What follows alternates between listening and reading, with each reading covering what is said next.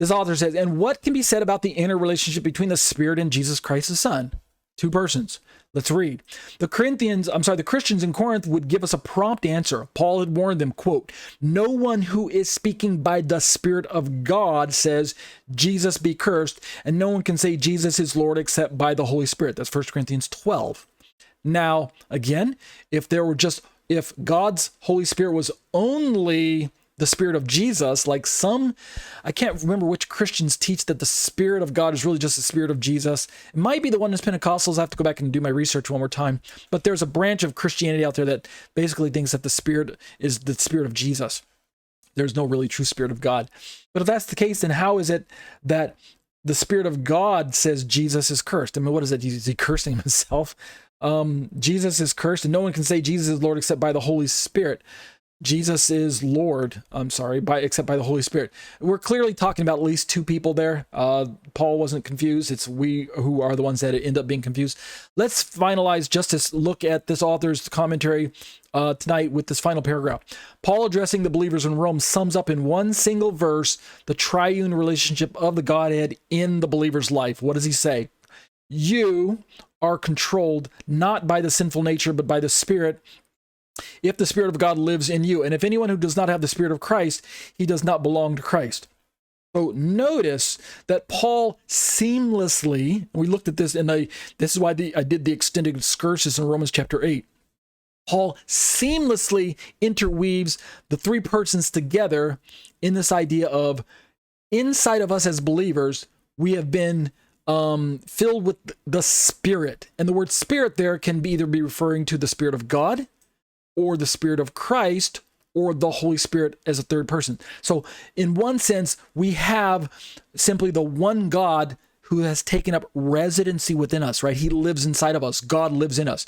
But there are times when the articulation of that relationship of the Spirit inside of us is articulated using God the Father's as the person. Sometimes it's God the Son as that person, and sometimes it's God the Holy Spirit that's that person. Other times it's simply God, which might be kind of like the class name, or the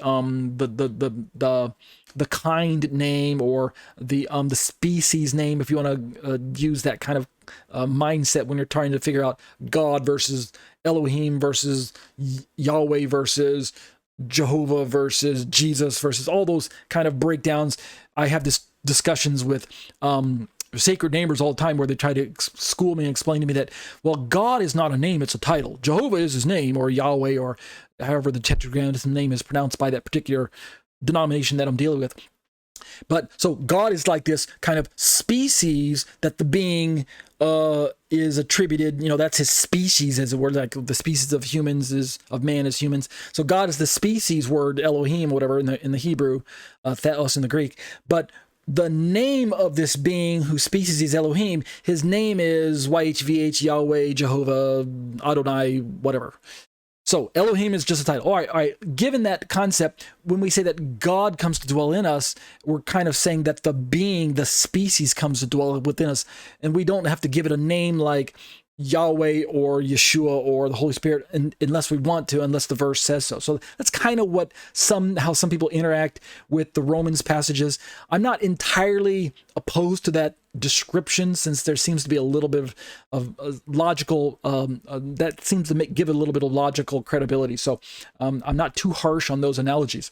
But this author continues, just remember that Paul doesn't give all these philosophical explanations. He doesn't jump into what Hebrews call hashkafa, which is philosophy. He simply just tells you what God told him to write, and the philosophical version of it is developed hundreds of years later by the church fathers. But Paul himself, he just writes what he writes, and he just says it's a mystery.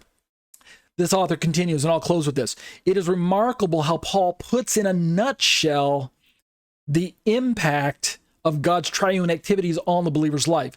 God, Christ, and the Spirit work together in the life of those who are in Jesus. This triune operation means life for the believer, the kind of life resulting from the actions of the triune God.